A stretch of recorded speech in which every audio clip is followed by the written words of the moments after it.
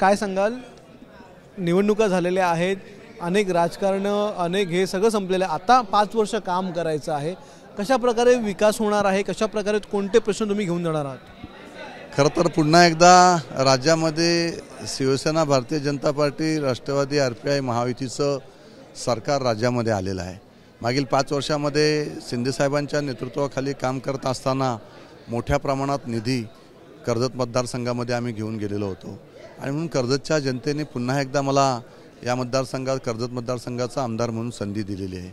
आजही देवेंद्रजी मुख्यमंत्री झालेले आहेत आणि शिंदेसाहेब उपमुख्यमंत्री, अजितदादा उपमुख्यमंत्री, ही अतिशय चांगल्या पद्धतीने अभ्यासू असणारे तिन्ही नेतृत्व राज्यासाठी विकासात्मक दृष्टिकोन देऊन काम करणारे आहेत आणि अशा नेत्यांबरोबर काम करायला फार अभिमान आहे, छान वाटत आहे आणि त्यांच्याबरोबर काम करत असताना जास्तीत जास्त विकास माझ्या मतदारसंघाचा कसा होईल हे मी त्या ठिकाणी आम्ही करणार आहोत. आम्ही प्राधान्य देणार आहोत. ते कर्जत एक नैसर्गिक आणि निसर्ग सौंदर्य असं ठिकाण आहे आणि कर्जतमध्ये माथेरान असेल, कर्जत असेल, ह्या कर्जतमध्ये कोणत्याही प्रकारची इंडस्ट्री नाही आणि म्हणून आम्ही पर्यटनाला चालना देण्याचं काम पुढील काळामध्ये करणार आहोत.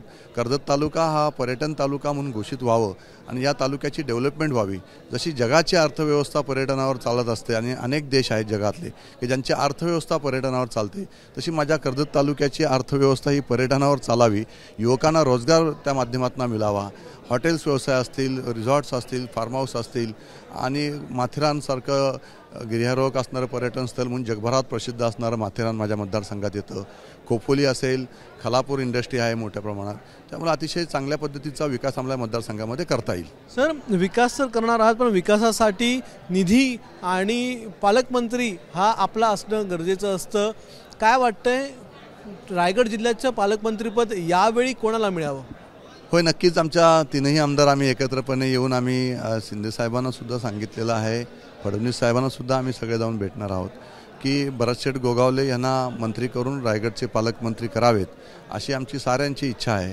कारण जे उद्धव साहेबांनी ज्या पद्धतीचं काँग्रेस राष्ट्रवादीबरोबर महायुतीला बहुमत मिळालं असतानासुद्धा ते त्यांच्याबरोबर गेले आणि रायगडला 3 आमदार असतानासुद्धा एकमेव राष्ट्रवादीचा आमदार असताना त्या ठिकाणी पालकमंत्री करण्यात आलं आणि हे तिन्ही आमदारांवर केलेला अन्याय होता आणि म्हणून आम्ही शिंदेसाहेबांबरोबर या उठावामध्ये उत्स्फूर्तपणे उतरलो की बाबा हा अशा पद्धतीचा अन्याय आम्ही सहन करणार नाही आहोत आणि म्हणून आम्ही एकत्रपणे येऊन त्या ठिकाणी त्यावेळेस तो उठाव केला आणि म्हणून आम्ही त्यावेळेस भरत गोगावलेंना मंत्रीसुद्धा करण्यात आलं नाही.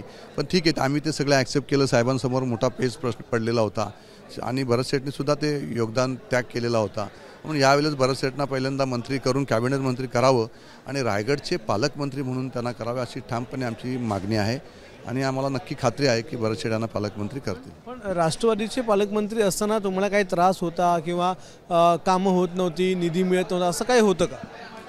नाही, आता ते बॅक जाण्यापेक्षा आता आपण नव्याने आम्ही आमचा पालकमंत्री करून आम्हाला आमच्या पद्धतीचा विकास जो हवा आहे तो विकास कसा साधता येईल हा आम्ही प्रयत्न त्या ठिकाणी करू. एक प्रश्न असा देखील आहे की अजूनही शिवसेनेच्या वाट्याला कोणती खाती येणार हे निश्चित होत नाही आहे. कुठे ना कुठे मोठी खाती जी ती आपण मागितलेली होती, मात्र ती भाजप देत नाही आहे, असे काही अजूनही चर्चा आहेत.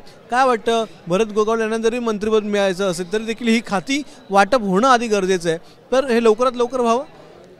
होय, नक्कीच. शिंदेसाहेबांनी 2.5 वर्षामध्ये मुख्यमंत्री म्हणून जे काम संपूर्ण महाराष्ट्रामध्ये उभं केलेलं आहे आणि जनतेने जो उत्स्फूर्तपणे कौल दिलेला आहे, सिंहाचा वाटा शिंदेसाहेबांचा आहे. त्यामुळे नक्कीच शिंदेसाहेबांना त्यांच्या मनाप्रमाणे असणारी खाती या सरकारमध्ये मिळतीलच आणि शिंदेसाहेबांचं एक नेतृत्व, कणखर नेतृत्व आमच्या साऱ्यांच्या पाठी ठामपणे उभं आहे.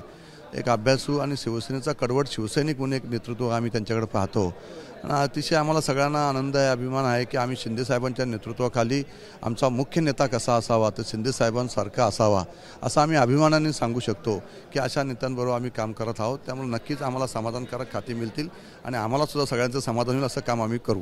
पण पालकमंत्रीपद आपल्यालाच मिळालं पाहिजे. होय, नक्कीच. माझी तर ठामपणे मागणी आहे की रायगडचं पालकमंत्री भरत शेठ गोगावले यांनाच मिळालं पाहिजे. तर रायगडचं पालकमंत्रीपद हे भरत गोगावले यांना मिळायला पाहिजे अशी ठामपणे मागणी ही महेंद्र थोरवे यांनी केलेली आहे. अजूनही मंत्रिपदाचं वाटप झालं नाही, मात्र पालकमंत्रीपदावरून पुन्हा एकदा महाराष्ट्रामध्ये महायुतीमध्ये खडा पडेल की काय असं चिन्ह दिसून येतं आहे. कॅमेरामन अनिलसह अक्षय भाटकर, एबीपी माझा, मुंबई. एबीपी माझा, उघडा डोळे बघा नीट.